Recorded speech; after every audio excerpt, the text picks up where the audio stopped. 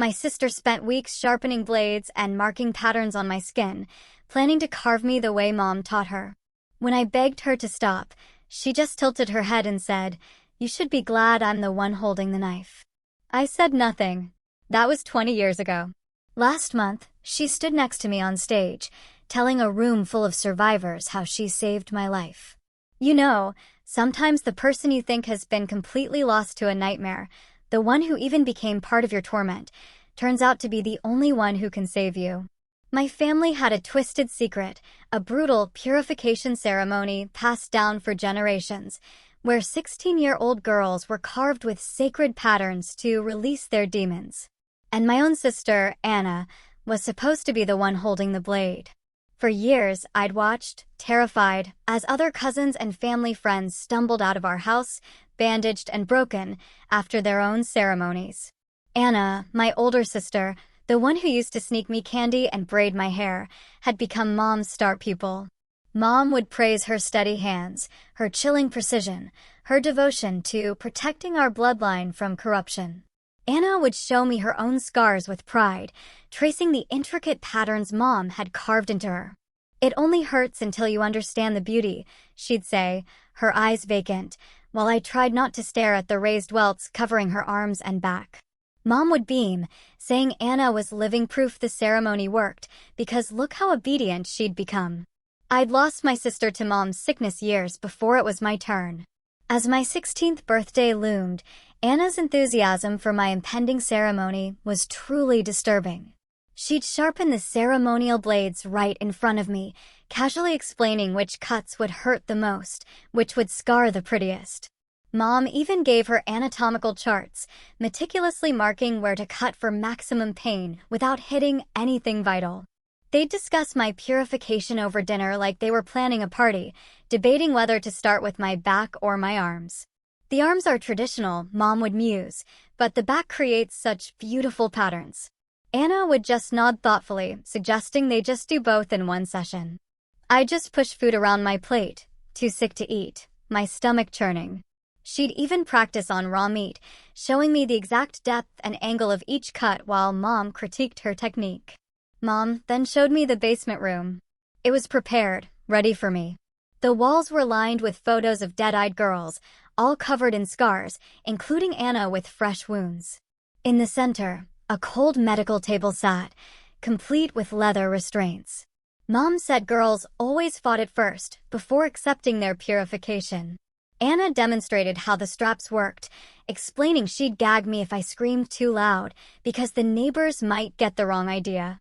"Every woman in our family for 6 generations has been purified," she said, testing the restraints, her voice hollow. "You should be grateful to continue the tradition." I just stared at the bloodstains on that table. No amount of cleaning could remove them. That's when I knew, deep in my bones, I had to run.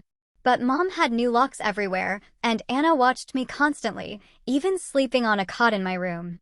There was no escape. Then came the night before my birthday. At midnight, Anna woke me. "It's time for spiritual preparation," she whispered. She led me down to that basement, where Mom was lighting candles, their dancing shadows making the scarred faces on the walls twist and leer. The ceremonial blades were laid out, glinting in the candlelight in order of size and sharpness. Mom made me lie down. Anna tested the restraints one final time, tightening them until they cut into my skin. I couldn't move. Not an inch. "We'll let you meditate on your transformation until sunrise," Mom said, her voice eerily calm. "Then Anna will begin your purification." They left me alone, strapped to that table, listening to the frantic thrum of my own heartbeat, trying desperately not to think about morning. Hours crawled by in suffocating darkness, broken only by the candlelight flickering off those gleaming blades, arranged beside me like surgical instruments. Just before dawn, the basement door creaked open. Footsteps descended. I tensed, bracing for the first cut. But then I felt it. The restraints suddenly loosened. "Get up," Anna whispered urgently, pulling me off the table with trembling hands. "We're leaving right now." I stared at her, stunned, as she shoved clothes at me. "I can't do this to you," she choked out, tears streaming down her scarred face. I've been planning this for weeks. I have money saved, bags packed upstairs. She dragged me up the stairs, where 2 bags sat waiting by the door. I had to pretend to be excited, she whispered, or Mom would have brought in cousin Rachel to do it instead. She's even worse than Mom. We reached the front door. Anna slowly, agonizingly, turned the deadbolt, wincing at every loud click. Going somewhere? Mom stood at the top of the stairs, in her ceremonial robes, holding the largest blade. Her face was eerily calm as she descended each step with deliberate slowness. Anna, I'm so disappointed after everything I taught you. Anna pushed me behind her, her whole body trembling. I won't let you hurt her like you hurt me, she said, her voice shaking but suddenly so determined. Mom laughed softly, a sound that made my skin crawl. Hurt you? I saved you from the demons. But clearly, the lesson didn't stick. Mom reached the bottom of the stairs, and 2 figures emerged from the shadows of our living room. Our cousins, Rachel and Stella, both covered in ceremonial scars, even fresher than Anna's, moved to block the back exit. Did you really think I didn't know? Mom purred. I've been watching you cry yourself to sleep for weeks, seeing you flinch every time we discussed the ceremony. That's why I invited backup. She stepped closer as the cousins closed in from both sides. Since you're too weak to perform the ceremony, your cousins will do it instead. And they won't be as gentle as you plan to be. Rachel especially enjoys it when they scream. Anna gripped my hand tighter, her nails digging into my palm as the cousins grabbed her arms, their scarred fingers digging in. Mom advanced on me, the blade raised. Strip her and strap her down, she commanded. Make Anna watch every single cut. Maybe that will remind her why we do this. Rachel's scarred hands grabbed my right arm. Stella seized my left, their fingers digging into my skin as they started dragging me toward the basement stairs. Mom pressed the ceremonial blade against Anna's throat, a thin line of blood appearing where the metal touched skin. Anna thrashed wildly in their grip, her feet kicking at their shins. She twisted her head back and screamed at the top of her lungs for me to run. Stella's grip felt like iron bands around my arm, her ceremonial scars rough against my skin as I tried to pull away. The front door stood open, just 20 feet away. Cool night air drifted in. Freedom was so close I could taste it, but impossible to reach with Rachel yanking me backward. Then Anna's eyes went wild. With a sudden surge of impossible strength, she snapped her head back hard into Mom's face. There was a sickening crack. Blood exploded from Mom's nose as she stumbled backward, the blade clattering across the hardwood floor. I wrenched my arm free from Stella's shocked grip and bolted for the door, my bare feet slapping against the floor. Anna broke free too and ran right behind me, but Rachel recovered fast, diving forward to tackle Anna's legs just as my hand touched the doorknob. Anna hit the floor hard, her chin splitting open on impact as Rachel crawled up her body to pin her down. I froze at the threshold, 1 foot outside on the cold porch, hearing Anna crying out in pain as Rachel twisted her arm behind her back. My hand found Mom's car keys hanging on the hook by the door. I grabbed them, threw them as hard as I could into the darkness of our front yard, where they disappeared into the bushes. Then I slammed the door shut and turned the deadbolt, pulling the house keys from the lock and shoving them deep into my pocket. Mom pushed herself up from the floor, blood streaming down her face and dripping onto her ceremonial robes as she started laughing. It was a cold, chilling sound that made my stomach turn. She wiped blood from her mouth with the back of her hand and told Rachel to call her mother immediately. We need the whole family here for an emergency purification ceremony.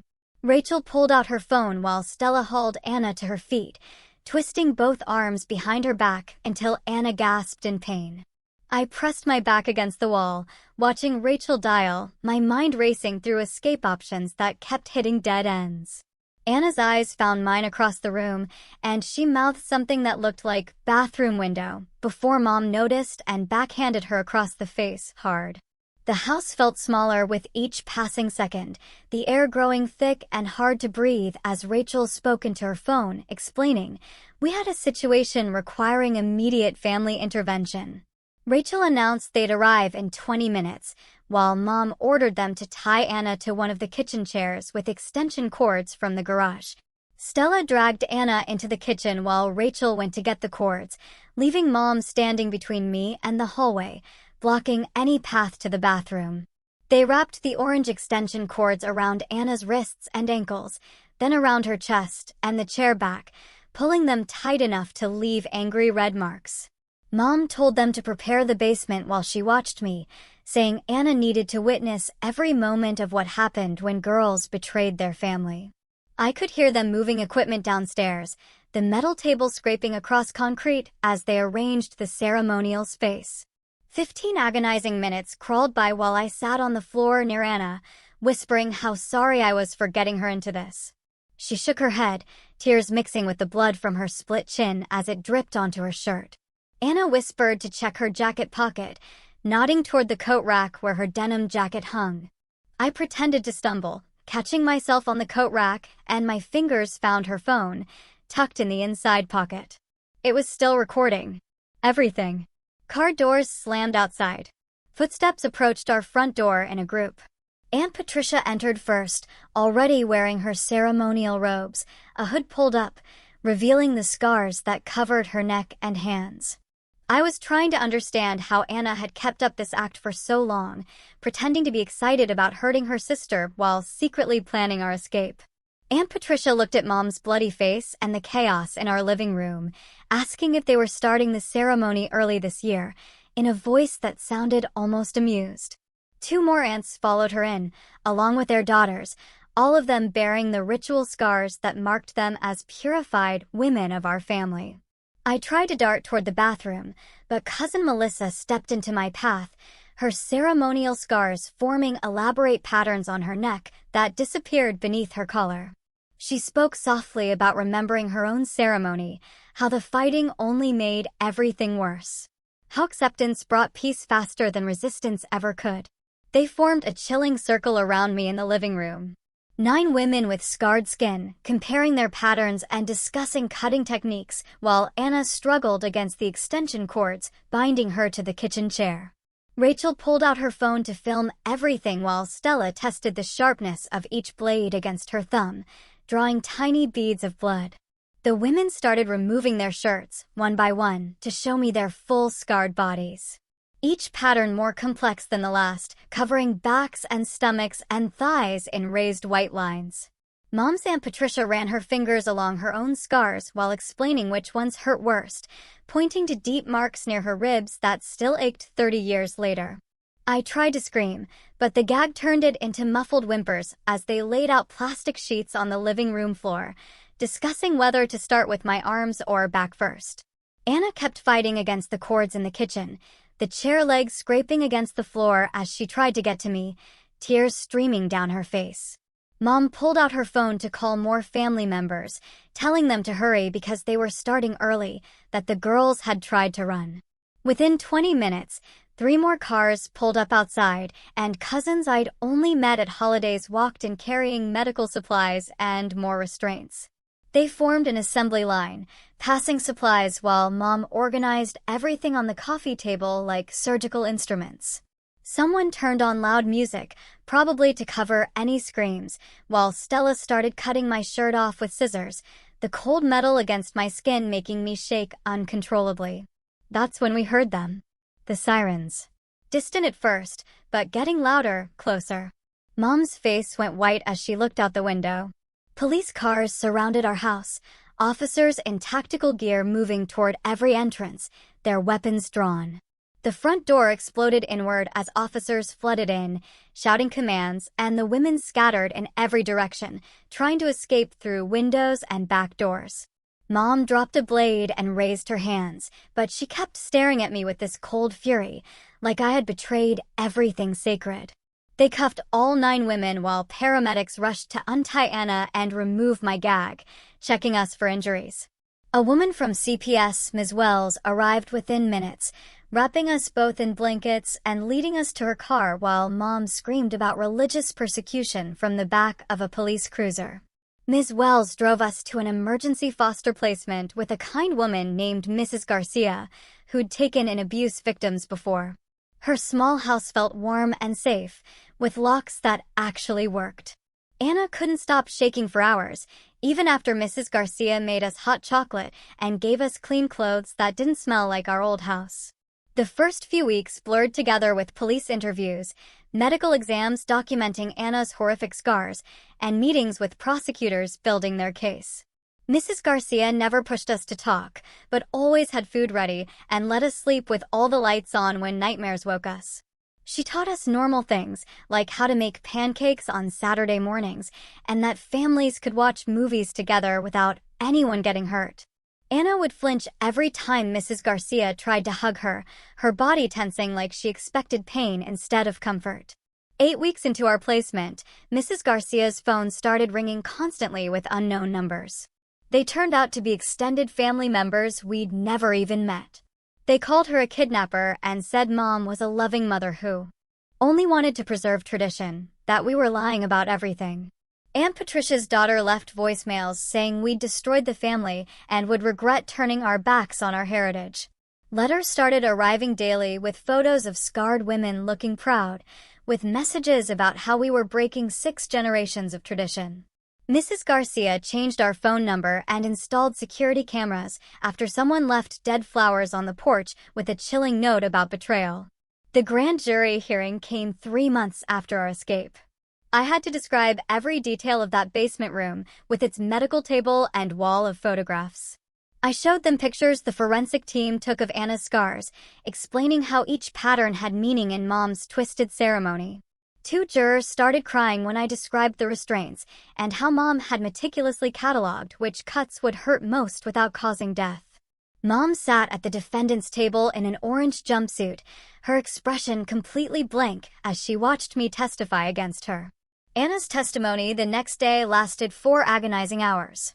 She explained how Mom had spent 6 hours carving patterns into her skin when she turned 16. She described the pain in such graphic detail that several people left the courtroom. She talked about begging Mom to stop, but Mom just saying the demons were fighting back. Anna's voice broke when she admitted the ceremony had broken something inside her, made her obedient and willing to hurt others to avoid more pain herself. The prosecutor asked why she'd prepared to do the same to me, and Anna sobbed that she'd convinced herself it was the only way to protect me from something worse. 2 weeks after the testimony, someone posted Mrs. Garcia's address online, and protesters started showing up with signs about religious freedom and government overreach. They chanted about traditional values being under attack while police officers had to escort us to and from school. Mrs. Garcia kept the curtains closed and installed stronger locks while protesters camped on the sidewalk, taking pictures of our house. Ms. Wells connected me with a teen support group for abuse survivors. But my story stood out, even among kids who'd been through hell. The counselor said she'd never seen systematic abuse involving so many family members across generations, that our trauma was unique in its scope. I started writing everything down in a journal, filling notebook after notebook with memories I needed to get out of my head. During one session, Anna discovered boxes of evidence, including Mom's old photo albums that prosecutors had seized from our house. The albums went back to the 1890s, showing generation after generation of scarred women posing in white dresses that proudly displayed their wounds. Each generation's patterns had gotten more elaborate, more extensive, covering more of their bodies with intricate designs. Anna traced the progression with her finger, realizing each mother had tried to outdo the previous generation, escalating the violence with each ceremony. 3 months into the legal proceedings, Mom's extended family pooled money to post her bail with strict conditions, including house arrest and ankle monitoring. Even with restrictions, she found ways to send us messages through flowers delivered to our foster home, with cards saying she was thinking of her daughters. Mrs. Garcia started burning them in the backyard while Anna and I watched the petals turn to ash, trying desperately to feel safe. Then the prosecutor called us with worse news. She'd found Mom's detailed journals, documenting every ceremony she'd performed over 15 years. 23 girls total, including cousins and family friends whose parents had actually requested Mom's services to purify their daughters. Some entries even described girls who'd lost too much blood and needed emergency medical care that Mom provided herself, just to avoid hospitals. The prosecutor said they were adding charges and investigating whether any girls had died, checking missing persons reports from our extended family. That night, Anna swallowed an entire bottle of pills from Mrs. Garcia's medicine cabinet while I was in the shower. I found her on the bathroom floor, barely breathing, and screamed for help, calling 911, holding her head in my lap. At the hospital, after they pumped her stomach, Anna grabbed my hand and sobbed that she couldn't live with what she'd almost done to me. She kept saying she'd wanted to hurt me, that some part of her had been excited to continue the tradition before she'd snapped out of it. The psych ward nurses kept Anna on a 72-hour hold while Detective Martinez started digging deeper into our family history. 3 days passed with me sleeping on the waiting room couch and living off vending machine food. Ms. Wells brought me clean clothes and sat with me during visiting hours when Anna would just stare at the wall. Detective Martinez called me on day 4 with news that made my stomach drop.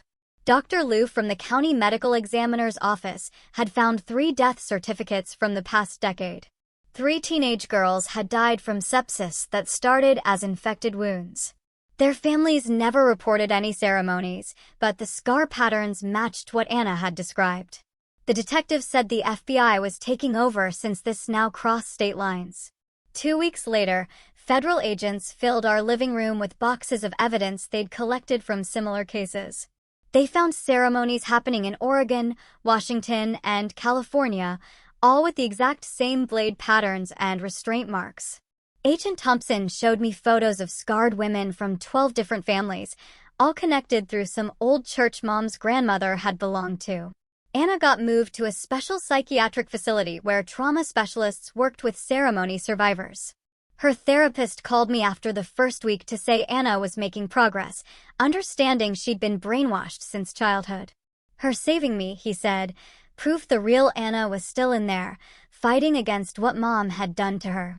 I visited every day and watched her slowly come back to herself through group therapy and medication. One morning, I remembered Mom mentioning her storage unit where she kept family heirlooms. Detective Martinez got a warrant, and they found boxes of ceremonial blades dating back 6 generations. There were photo albums full of scarred girls looking dead inside, and 30 hours of video Mom had recorded. The video showed her performing ceremonies on at least 20 girls over 15 years. Some of them were my cousins, who I thought had just moved away. The prosecutor said it was the most evidence she'd ever seen in a child abuse case. Ms. Wells helped me file paperwork for legal emancipation since I was still only 15. The judge approved it immediately, given what had happened, and suddenly I could make my own medical decisions. I could sign my own school forms. I didn't need a guardian anymore. It felt like taking back some control after everything Mom had stolen from us. After 2 months in the psychiatric facility, Anna came back transformed. She wanted to testify at Mom's trial and look her in the eye while telling the jury everything. We spent hours with the prosecutor preparing her testimony and going over the evidence. Anna's hands didn't shake anymore when she talked about the ceremonies. For months into the investigation, Rachel showed up at the prosecutor's office with a flash drive. She'd been recording Mom's phone calls for years, including threats Mom made against Rachel's own mother. The recordings proved Mom had forced other family members to participate by threatening their children. Rachel testified that Mom said she'd take their daughters if they didn't help with ceremonies. The conspiracy charges expanded to include extortion and coercion across 3 states. The prosecutor organized a meeting for ceremony survivors at the courthouse. 23 women showed up, ranging from teenagers to a 73-year-old grandmother. The oldest woman pulled up her sleeves to show scars covering both arms. She cried, saying she thought she was alone all these years and never knew there were others. Mom's lawyer tried to claim she wasn't mentally competent to stand trial. The court ordered a full psychological evaluation by 3 different doctors. They all agreed Mom knew exactly what she was doing and understood it was wrong. She showed no mental illness, just a complete lack of remorse and anger that we'd stopped her. During the evaluation, she told the psychiatrist that girls who didn't complete their ceremonies would be consumed by demons. A month before trial, Mom sent a letter through her lawyer to our foster home. She wrote about how she disappointed her own mother by not completing our ceremonies. The letter said we'd broken a sacred chain that protected our family for 6 generations. She wrote that the demons would consume us now that we'd rejected our purification. Anna took the letter outside and burned it in the metal trash can while I watched the smoke rise into the sky. 3 weeks later, the prosecutor's office called us in for trial prep, and I sat across from a woman with tired eyes who'd seen too many cases like ours. She spread photos of our scars across her desk while explaining how Mom's lawyer would try to make us look like liars seeking attention. Anna gripped my hand as we practiced answering questions without crying or getting angry when they'd claim we did this to ourselves for sympathy. The prosecutor made us repeat our story over and over until we could tell it without shaking, drilling us on every detail they might attack. She even brought in a mock defense attorney who screamed that we were ungrateful daughters destroying our mother for money and fame. I threw up after that session, but went back the next day to practice staying calm while someone called me a liar to my face. Anna and I decided to get tattoos before trial started, finding an artist downtown who specialized in covering scars. The woman running the shop took one look at Anna's arms and said she'd do them for free because she knew what those marks meant. We chose matching phoenixes rising from flames that would cover the worst of Anna's scars, while I got a smaller one on my shoulder where Mom had grabbed me. The needle hurt, but nothing like what we'd already survived, and Anna held my hand while the artist worked. She told us we were reclaiming our bodies as she carefully traced the design over raised tissue. 2 days into trial, the prosecution brought in experts who studied generational abuse, and they explained to the jury how families like ours operated. They showed charts of isolation tactics and fear-based compliance, while Mom sat at the defense table, glaring at them with pure hatred. The experts described how tradition and religious justification created perfect conditions for ongoing abuse across generations. One professor even showed photos of similar cases from around the country where families used ceremony to hide torture. The jury took reams of notes while Mom's lawyer objected to everything, but the judge allowed the testimony to continue. Mrs. Garcia filed adoption papers for us that week, and the family court judge approved them immediately, given our ages and consent. The courtroom was packed with people from our support group and even some cousins who'd finally started questioning what happened in our family. Mom's sister showed up and sat on our side of the courtroom, which made Mom turn red with rage. The adoption gave us legal protection and stability we'd never had before. Mrs. Garcia cried when the judge made it official, and Anna and I finally had a real parent who'd never hurt us. Then Stella took the stand for the defense, claiming the ceremonies were beautiful traditions that connected us to our ancestors. She showed her scars proudly and talked about the honor of continuing the family legacy. But when the prosecutors started asking specific questions about the pain and the restraints, her voice started breaking. She admitted she still had nightmares about the blade and couldn't look at knives without shaking. The prosecutor asked if she'd do it to her own daughter, and Stella completely broke down, sobbing that she couldn't. She just couldn't. Mom's lawyer tried to salvage her testimony, but Stella kept crying about how it still hurt years later. 5 months into everything, I went back to school full-time, with Ms. Wells helping me catch up on all the work I'd missed. Normal teenage problems like homework and friend drama felt like gifts after everything we'd survived. Kids complained about their parents being strict while I just felt grateful mine was in jail awaiting sentencing. Anna enrolled in community college that same month to study social work because she wanted to help kids trapped like we'd been. She threw herself into her classes and made the dean's list her first semester while working part-time at a crisis center. Her professor said she had natural insight into trauma psychology that couldn't be taught in textbooks. The FBI called us one morning saying they'd found Mom's mentor living in Idaho under a different name. They arrested our 91-year-old grandmother at her house, where she'd been training other women in the ceremony techniques. She called us weak blood for breaking the family tradition when they brought her in for questioning. More families started coming forward after our case made national news, and suddenly the investigation expanded across 7 states. The FBI created a task force specifically for what they called ritualistic family abuse, hiding behind religious freedom. Our case became the centerpiece that gave other victims courage to speak up about their own ceremonies. We gave depositions for cases in Oregon, Montana, and Utah, where similar families had been operating for generations. The prosecutor said we'd helped uncover one of the largest child abuse rings in the country. Anna and I drove to our old house near the end of the trial when the bank had already foreclosed and put it up for sale. We stood in that basement where everything would have happened, and Anna found a sledgehammer in the garage. She destroyed that table with pure rage, splintering it into pieces while I watched her reclaim her power. We left the wreckage there for whoever bought the place to clean up. The basement looked smaller than I remembered, and the bloodstains on the floor had faded, but not disappeared. 3 weeks later, the prosecutor called to say they'd set a trial date and that 37 other women had come forward after seeing the news coverage.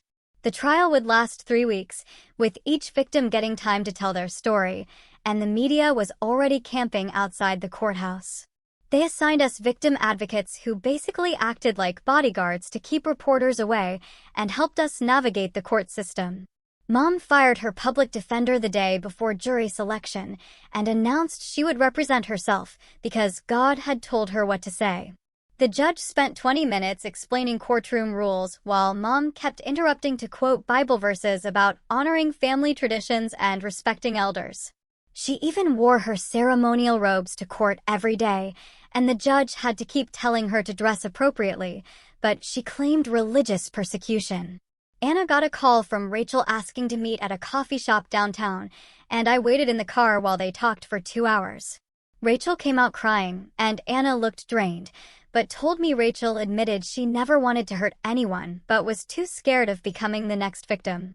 They didn't hug or make up, but Anna said they understood each other now, and that was enough.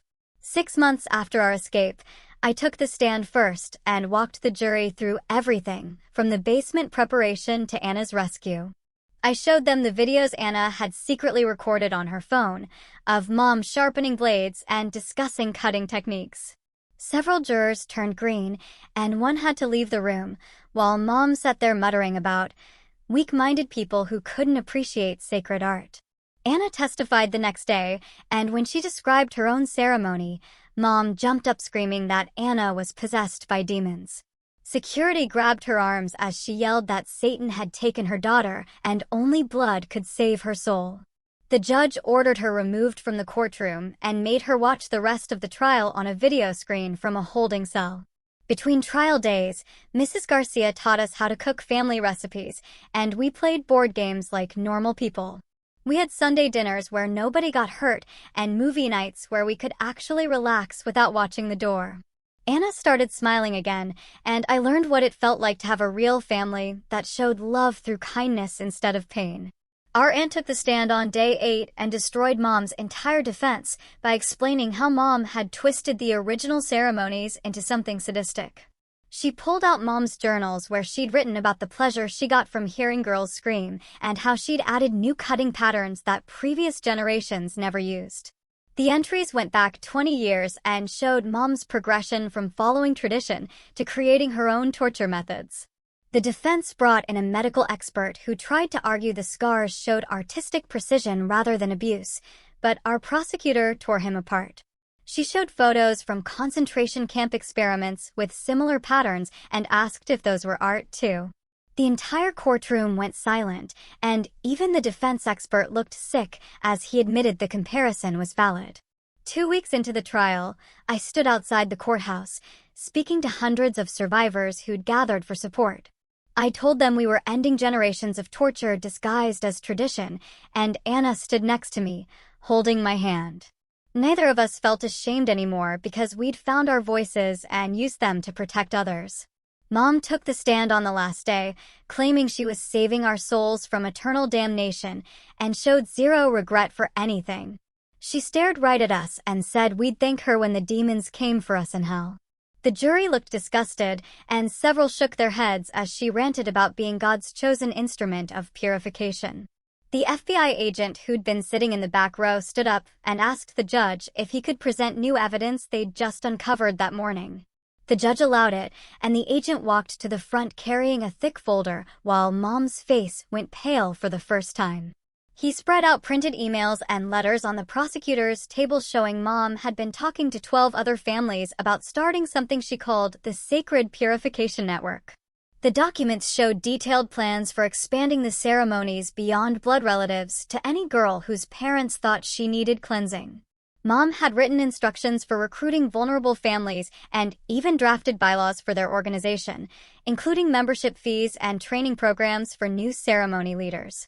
The agent showed receipts for a warehouse Mom had rented 3 towns over, where they found boxes of ceremonial blades and restraints ready for distribution. There were photographs of Mom meeting with other women at a hotel conference room, with charts on the walls showing expansion plans across 6 states. The prosecutor added these to the evidence pile and rested her case while Mom's lawyer looked sick. 2 days later, closing arguments started with the prosecutor standing in front of the jury, holding up a wall of photographs we'd given them. She pointed to each scarred girl in the pictures and read their names out loud while the jury stared at the ceremonial blades laid out on the evidence table. She held up medical records showing infections, nerve damage, and psychological trauma documented by doctors who treated the victims. The defense lawyer tried to argue about religious freedom, but even he sounded like he didn't believe his own words. Mom took the stand again for her closing statement, claiming the government was persecuting her for her beliefs, just like they did to martyrs throughout history.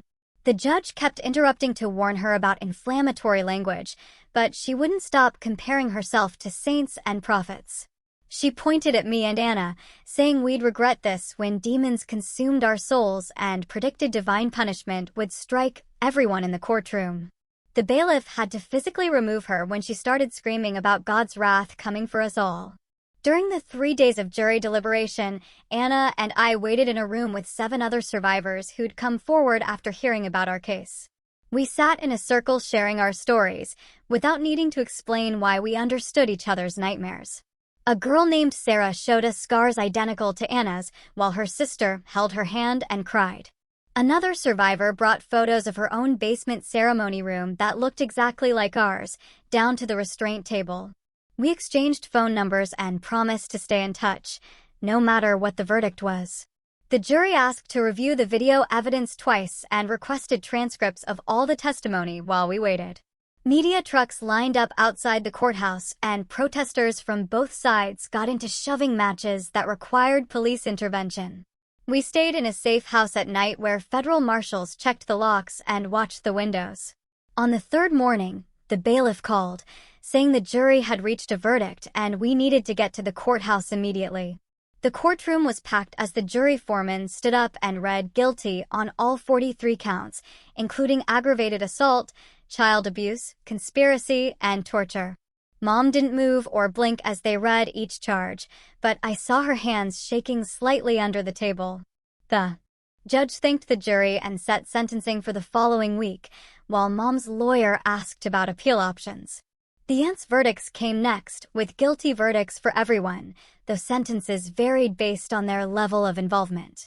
Rachel got probation and mandatory therapy for cooperating with prosecutors and helping identify other victims. Stella got 2 years for her role in restraining victims during ceremonies, even though she never held the blade herself. The older aunts who'd performed ceremonies got 5 to 15 years, depending on how many girls they'd cut. When they announced the last guilty verdict, the prosecutor said something about a family tradition of abuse finally ending in a court of law. A week later at sentencing, Mom got 25 to life, with the judge calling her crimes among the worst child abuse cases he'd seen in 30 years on the bench. Mom stood up and screamed about curses and eternal damnation, saying we'd all burn for defying God's will. The bailiffs dragged her out, still yelling that demons would take us, while Anna and I sat there, not even flinching at her threats anymore. We spent the next year traveling to different states, meeting survivors whose families had similar traditions hidden behind religious justifications. Anna would sit with them for hours, explaining how the indoctrination worked and why leaving felt impossible until it suddenly wasn't. Our case files got passed between prosecutors, and 17 new investigations opened based on evidence we helped uncover. We testified before Congress about hidden abuse in isolated communities and watched them pass new laws requiring mandatory reporting even in religious contexts. Anna spoke for 20 minutes about growing up believing pain was holy and how that programming took years of therapy to overcome. The representatives asked detailed questions about warning signs and how authorities could identify victims who'd been taught never to speak up. We gave them the photographs and documents showing how these networks operated across state lines using religious freedom as a shield. They voted unanimously to fund task forces specifically trained to investigate ritual abuse cases and created federal oversight for homeschooling in isolated communities. 6 months passed before life started feeling normal again. Anna went back to college while I returned to high school. Both of us checking our phones constantly those first weeks, expecting bad news that never came. She met someone in her psychology class who noticed her scars during a group project but didn't ask questions. Just brought her coffee the next day and kept bringing it until she agreed to study together. I signed up for debate team because arguing about school uniforms felt safer than keeping quiet about anything ever again. 2 months later, Mrs. Garcia called us to her office with a box of photos she'd gotten from evidence. After the trial ended, she suggested we do something to mark our freedom from Mom's traditions. Maybe burn the pictures of all those scarred girls who'd suffered before us. We gathered 12 other survivors from the network they'd uncovered, meeting in Mrs. Garcia's backyard where she'd set up a fire pit. Each woman took turns dropping photos into the flames while sharing one thing they were reclaiming from their past. Anna threw in the anatomical charts Mom had marked up for my ceremony, while I burned the ceremonial blade they'd confiscated. The smoke carried away years of fear as we watched our past turn to ash. Mom's lawyer filed an appeal 3 weeks later claiming religious persecution, but the judge denied it in less than 10 minutes. The prosecutor told us she'd serve at least 25 years before any chance of parole, meaning we'd be in our 30s before she could hurt anyone again. Anna graduated that spring with highest honors, her thesis on breaking generational abuse patterns, winning 3 academic awards. She dedicated it to all the girls who didn't survive their ceremonies, reading their names at her presentation while the audience sat in stunned silence. Prison records showed Mom had attacked her cellmate 8 months into her sentence, trying to carve purification symbols into the woman's arm with a sharpened toothbrush. They moved her to solitary confinement where guards reported she spent hours chanting the same prayers she'd said over Anna's bleeding body. The federal investigation wrapped up after 18 months, with 147 arrests across 9 states. Our case became the example they used in training materials for identifying ritual abuse hidden behind religious freedom claims. Congress passed new oversight laws they actually named after us. Though hearing Maya and Anna's law on the news still felt surreal. I graduated as valedictorian 2 years after the trial, my speech focusing on finding your voice after being taught silence was holy. Anna sat between Mrs. Garcia and her boyfriend in the front row. All 3 of them crying when I talked about sisters who save each other. We used the Victim Compensation Fund to start a foundation the next year, opening safe houses in 3 states within 12 months. Donations came from survivors across the country who'd seen our story and wanted to help others escape. Anna decided to have her scars surgically removed 5 years after the trial, paid for by the same compensation fund. She held my hand through 6 different procedures while explaining she wasn't erasing what happened, just choosing what her body would show the world. The surgeon worked carefully to minimize new scarring, though Anna said she didn't mind trading Mom's marks for clean surgical lines. 23 years after Mom's conviction, we got notice about her first parole hearing. We testified by video from our homes, me from my law office and Anna from the counseling center she ran. Mom sat in her orange jumpsuit claiming divine authority over our souls while the parole board members looked at each other in disbelief. They denied her in less than 5 minutes, the chairman saying she showed no remorse or rehabilitation. The prosecutor told us afterward she'd probably die in prison given her age and behavior. We hung up the video call and went back to our lives, the ones we'd built from the ashes of everything she'd tried to burn into us. The news about Mom's followers came in pieces over the next year. Grandmother got arrested for helping hide evidence and told reporters from her cell that Mom had twisted everything their family stood for. The other aunts who'd performed ceremonies started turning themselves in to avoid worse charges. Even the cousins who'd been most devoted began posting online about how they'd been brainwashed. The whole network fell apart once people saw the photos from the trials and realized what they'd been doing to children. Anna threw herself into studying cult psychology and started working with a nonprofit that helped families escape religious abuse. She'd sit at her desk, surrounded by case files, her scars barely visible now under long sleeves, calling parents whose kids were in danger. Within 3 years, she'd helped pull 47 kids out of situations like ours. I went to law school and focused on prosecuting ritual abuse cases. My first case involved 2 sisters whose uncle was carving symbols into them for purification. The older one reminded me so much of Anna that I had to leave the courtroom to cry. We got them both into foster care, and their uncle got 20 years. Rachel reached out after she'd been through therapy and asked if she could help. She worked with Anna now, teaching social workers how to spot the signs we'd all missed for so long. Stella did the same after getting clean from the drugs she'd used to numb what Mom had done to her. Every Mother's Day, we'd drive to Mrs. Garcia's house with flowers and homemade food. She'd hug us tight and never mention the scars she could feel through our clothes. Her own kids treated us like siblings, and her grandkids called us aunties. Anna met someone at a survivor support group who understood why she flinched at sudden movements. Their wedding had no knives for cutting cake, and no one mentioned tradition or ceremony. We danced until sunrise while other survivors cheered them on. I started writing everything down, and a publisher wanted to turn it into a book for social workers and teachers. Mom tried suing from prison, but the judge threw it out in minutes. The book ended up in training programs across the country. Anna and I drove to the cemetery where we'd learned some girls hadn't survived their ceremonies. We left roses on 7 graves of cousins and second cousins we'd never known were dead. Their families had called it accidents or suicide. But we knew better now. Anna got pregnant 5 years after her wedding and called me sobbing when she found out it was a girl. She held that baby like she was made of glass, whispering promises that she'd never know pain as love. Her daughter grew up thinking scars were just something some people had, like freckles or birthmarks.